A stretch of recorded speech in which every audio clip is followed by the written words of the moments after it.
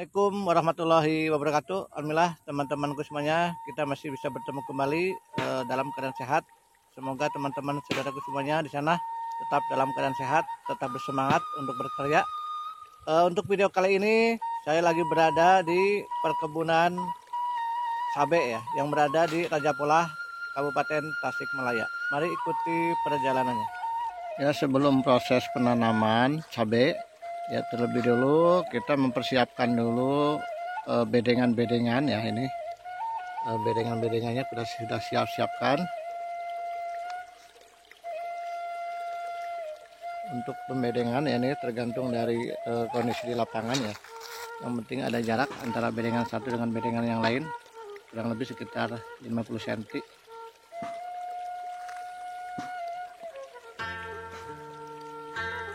Setelah proses bedengan selesai dilaksanakan, kemudian kita lakukan proses penutupan menggunakan media mulsa ya. Nah ini Pak Ustadz, ini mau tanya nih, untuk posisi media pulsa ini mungkin setelah dikasih pupuk ya, kondisi tanahnya gimana? Begini, mungkin setelah habis di bikin bedengan Ya. Setelah itu lahan itu disterilkan dulu dengan pestisida nabati, karena biasa kita menggunakan dengan pola organik Ya. Habis disterilkan dengan pestisida nabati, dimasukkan anti jamur. Terutama untuk tanaman cabai itu biasanya jamur terutama dari jenis fusarium itu sering timbul terutama di musim hujan. Jadi sebelum penutupan mulsa kita sterilkan dengan pestisida nabati, terus anti jamur, terutama menggunakan dengan intinya belerang. Iya. Proses awal olah lahan sebelum dipasang mulsa itu kita punya formula sendiri, yaitu namanya BioF. BioF ini terdiri dari sekitar 18 bakteri mikroba baik. Di antaranya ada Azospirillum sp, ada Nitrosamonas sp, Azotabacter, Nitrosamonas. Jadi fungsi bakteri itu adalah untuk mengurai dari unsur, untuk merubah unsur menjadi ion.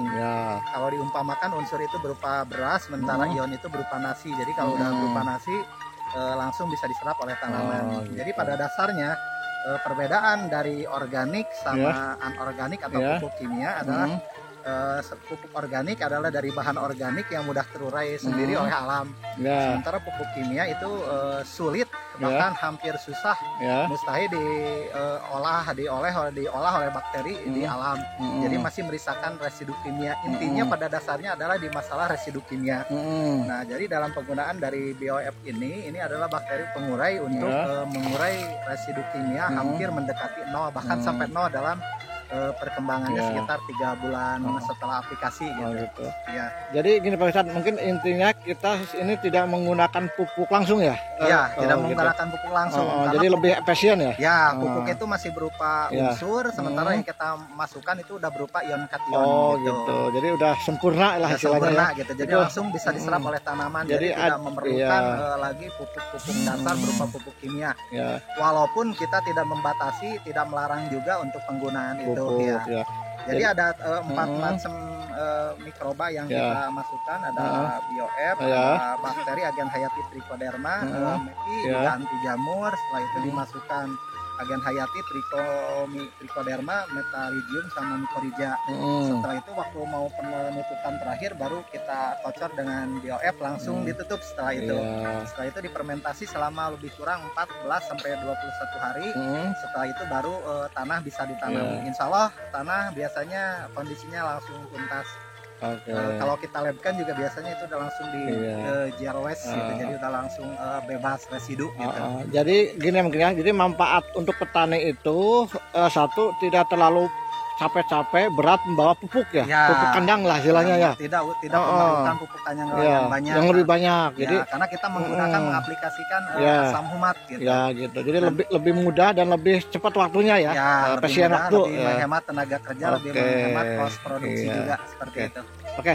Kemudian selanjutnya ini adalah persiapan untuk penyemprotannya. Ya, persiapan untuk penyemprotan.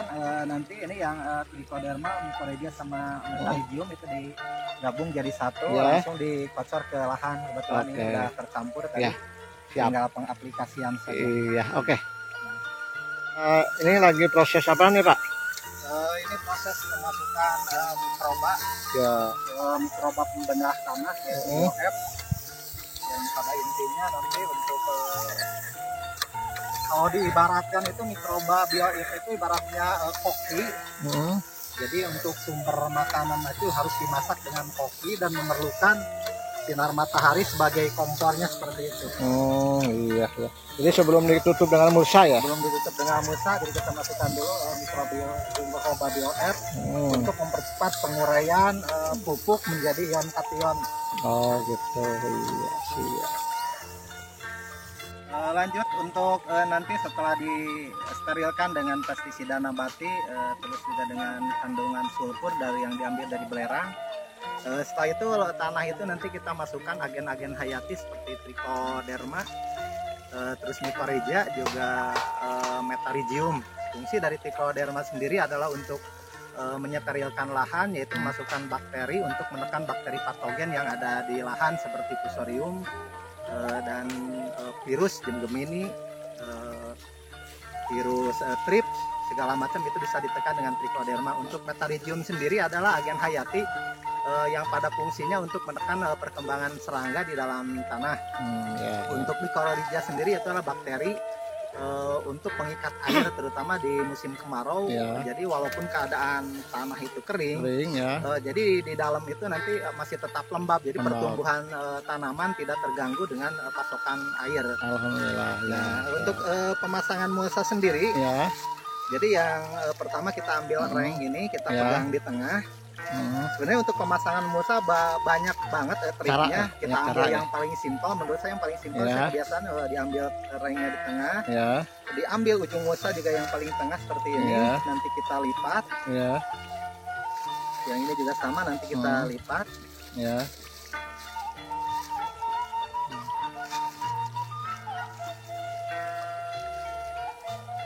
Fungsinya nanti sayapnya itu kita tarik biar di ujung seperti ini nantinya bisa rapi.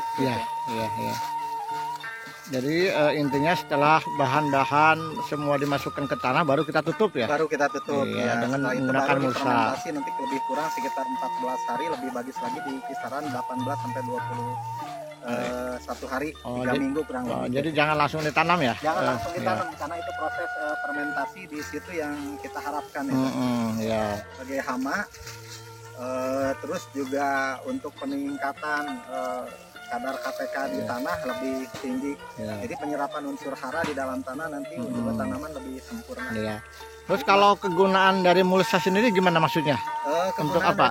Mulsa sendiri itu terutama untuk menahan kelembaban air biar cepat menguap di waktu musim kemarau dan tidak terlalu basah di musim hujan. Jadi keadaan tanah hanya sekedar di kisaran lembab aja. Jadi pertumbuhan bakteri juga untuk pertumbuhan akar tanaman lebih sempurna. Jadi intinya kalau hujan terus tidak terlalu becek kalau panas terus tidak terlalu panas kering, juga kering. Gitu. Di samping itu juga mungkin mengurangi gulma ya. Di samping itu gulma, walaupun pada dasarnya gulma itu sebenarnya baik untuk perkembangan tanaman. Gitu, jadi kadar pH segala macam bisa ditentukan dari gulma. Bisa dilihat dari perkembangan gulma sendiri. Siap. Setelah dilipat itu nanti maksudnya fungsinya dilipat itu nanti pada waktu ujung mulsa ini, jadi yang sayap ini kita tarik diambil dari dalam ini. Ini untuk mempermudah penarikan sayap. Aja ya. Nanti ini juga sama. Nanti sayapnya ini kita ambil dari tengah, terus kita tarik ke pinggir. Posisinya ini dibalik ya, yang hitamnya di dalam ya? Di dalam. Intinya perkembangan bakteri lebih baik dalam keadaan gelap, sementara untuk warna perak sendiri untuk memantulkan sinar matahari. Jadi ada fungsinya juga ya, warna ada itu fungsi tersendiri gitu. Nah, ini ya proses membereskan mulsa ya. Nah, terus yang ini mulsa ini wajib ditutup kedalaman kisaran sekitar 5 cm. Gitu. Fungsinya untuk apa? Jadi fungsinya ini itu ibaratnya open dari atas sinar matahari langsung panas. Udara tidak bisa keluar dari ini. Jadi bakteri mati, terus terfermentasi tanah itu bisa lebih matang. Gitu. Untuk nanti asupan asam humat, pupuk segala macam itu bisa lebih matang posisinya. Jadi perkembangan tanaman insya Allah hasilnya lebih bagus. Amin amin ya. Terus untuk panasnya sendiri, karena panas tidak keluar, perkembangan jamur itu bisa ditekan. Karena jamur itu biasanya hidup di tempat kelembaban, sementara kalau kena panas seperti ini jamur bisa mati posisinya. Seperti itu. Iya, oke. Dengan sendiri gimana Pak? Kira-kira untuk ukuran bedengan sebenarnya nanti disesuaikan dengan lebar mulsa sendiri. Biasanya saya mengambil mulsa yang lebar 160, bedengan dengan lebar bedengan kisaran 90 sampai 1 meter. Jadi nanti ujung mulsa bisa ketutup nyampe bawah. Perkembangan rumput bisa ditekan karena ujung mulsa bisa nyampe ujung bawah. Dengan ketinggian kira-kira? Ketinggiannya itu kurang lebih sekitar 30 cm. Kenapa mesti 30 cm? Karena biasanya kalau ada banjir, jadi perkembangan dari 30 cm air tidak bisa meresap ke ujung atas. Jadi perkembangan jamur bisa ditekan karena bagian ujung atas tanah, ujung atas tanaman, ujung atas mulsa itu tidak posisi lembab gitu. Setelah itu begitu air itu habis, biasanya air itu langsung turun, kelembaban tanah di dalam mulsa bisa terjaga seperti itu. Jadi faktor air juga harus diperhatikan ya di sini ya. Ya, faktor air itu sangat menentukan karena biasanya untuk tanaman cabai itu tidak suka air, seperti halnya kucing. Dia memerlukan air tapi tidak mau basah seperti itu biasanya. Tapi untuk tanaman tertentu misalnya seperti timun itu memerlukan air yang cukup banyak. Jadi tanah itu biasanya lebih sedikit ke arah basah seperti itu. Oke ya. Ya masih proses pemasangan mulsa ya teman-teman.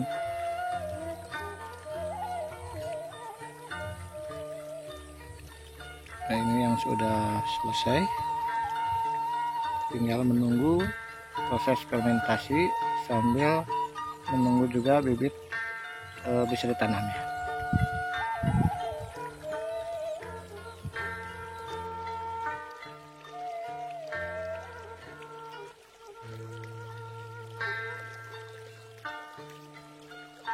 Tarik ya, dirapikan ya.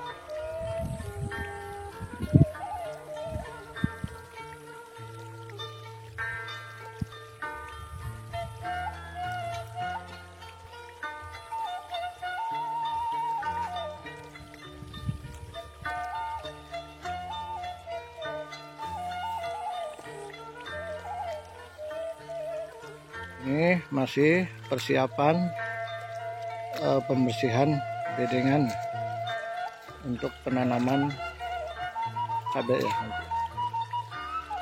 Ini sebelum dikasih mulsa, terlebih dulu kita bersihkan dulu rumput-rumputnya, gulma-gulmanya.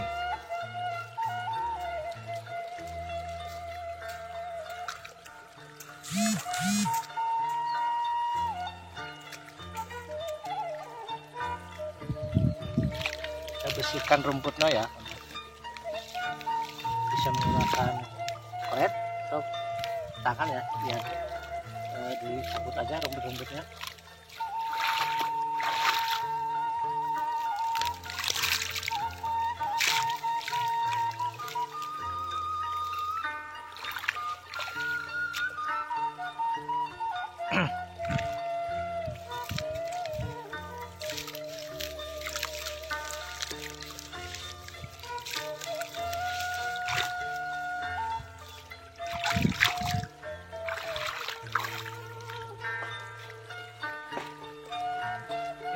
Sambil menunggu proses pembuatan bedengan selesai, kita mempersiapkan persemaian dari cabai ya yang kita akan tanam nanti ya teman-teman.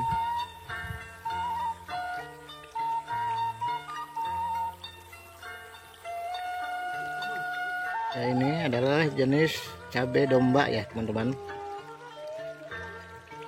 Persiapan untuk penanaman yang akan datang ya, insya Allah setelah difermentasi bedengan ditutup dengan mulsa, kita tunggu beberapa hari, beberapa minggu sampai proses fermentasi normal, baru kita tanamkan ya ini benih-benih yang sudah mulai tumbuh ya.